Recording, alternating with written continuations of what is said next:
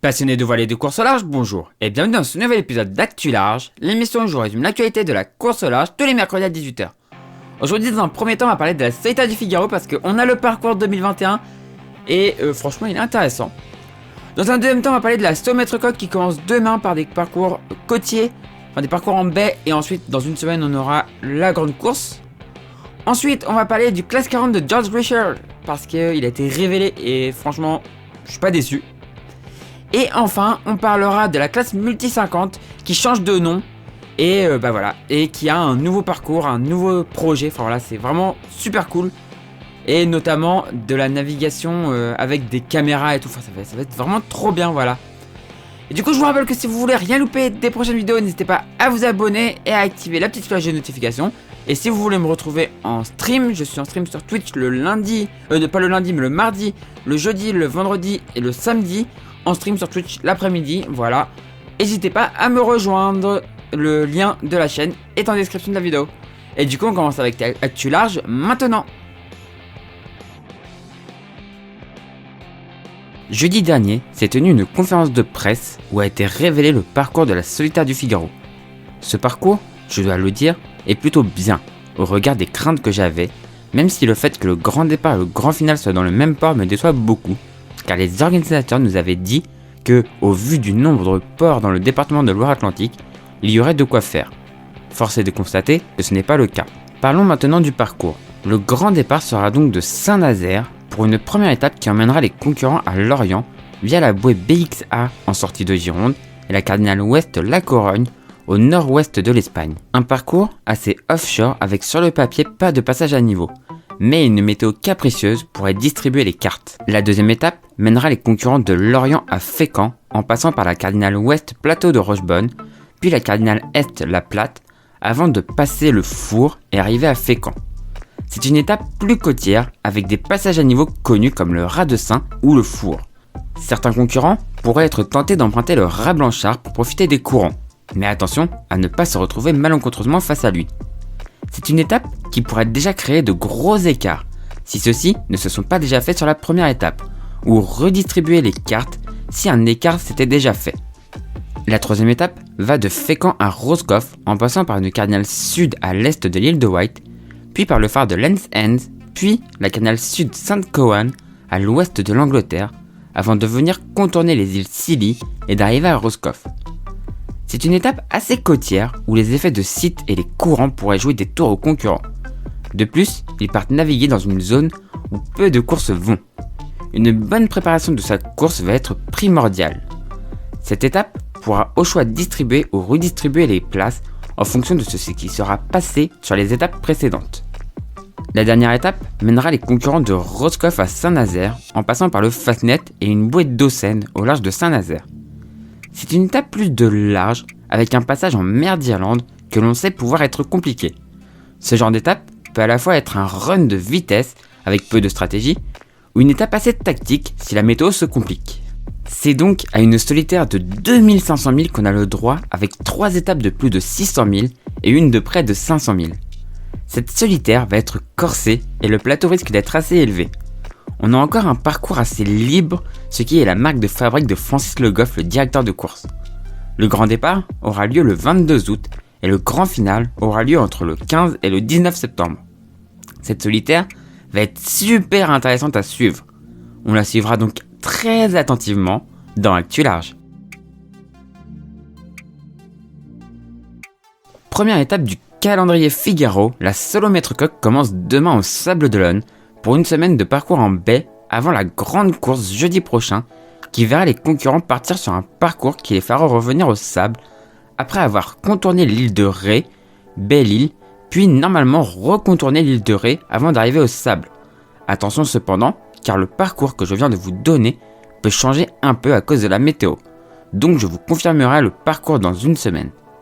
Cette course va être très intéressante pour voir les forces en présence pour la prochaine solitaire du Figaro. On fera donc un point dans une semaine dans Actu Large. On avait parlé il y a un moment de George Richard qui allait se faire construire un nouveau classe 40 au Cap en Afrique du Sud. Une image 3D de ce dernier a été révélée.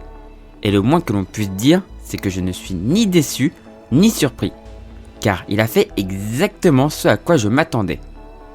C'est-à-dire un classe 40 avec une étrave très large, pour pas dire en SCO. J'ai extrêmement hâte de le voir naviguer et j'espère remporter des courses. On le suivra bien évidemment dans Actu Large. Au cours d'une conférence qui s'est tenue hier mardi 16 mars, il a été annoncé que la classe Multi 50 devenait la classe Ocean 50. Ce n'est pas un simple changement de nom, mais une mini-révolution.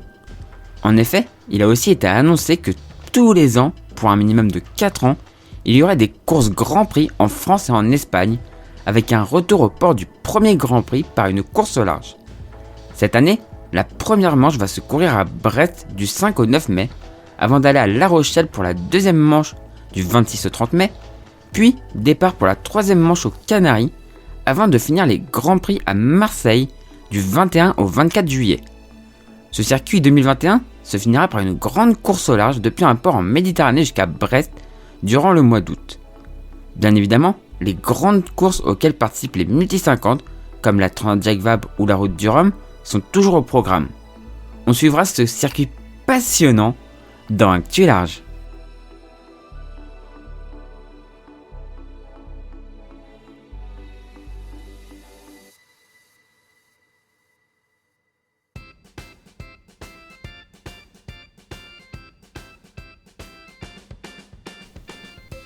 Et donc on se retrouve pour le trophée Jules Verne où il n'y a pas eu de changement. C'est toujours Ovatork qui est en tête en 42 jours, 12 heures et 30 minutes.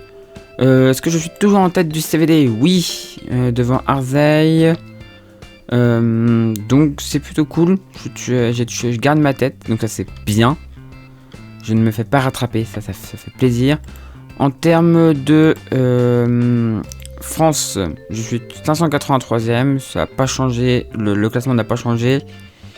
Départemental, je suis 8ème, donc toujours dans le top 10 pour l'instant, donc ça c'est une bonne nouvelle aussi. Santosa, CNV, ISF est toujours en tête, mais ça ouais, c'est habituel.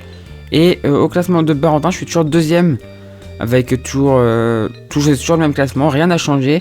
On va regarder sur l'eau, est-ce qu'on voit des bateaux qu'on connaît?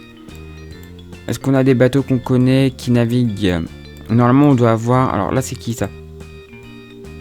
Alors, c'est un bateau qui fait Mumuse, Team Poujoula, qui fait des ronds.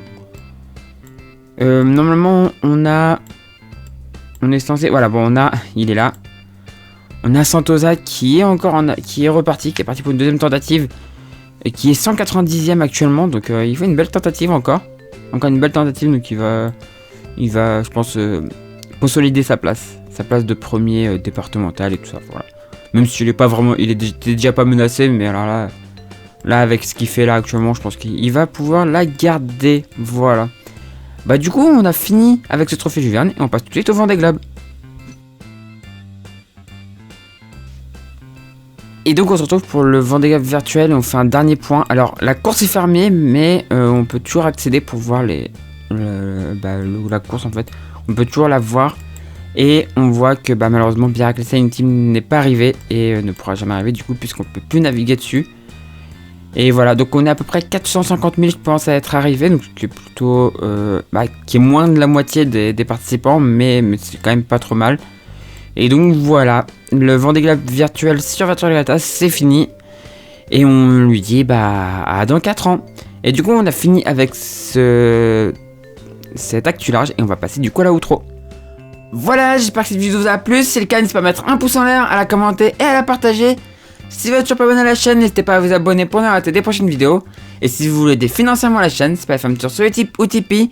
Les liens sont en description de la vidéo pour une publicité ou une vidéo, ça ne coûte rien et moi ça m'apporte quelques centimes.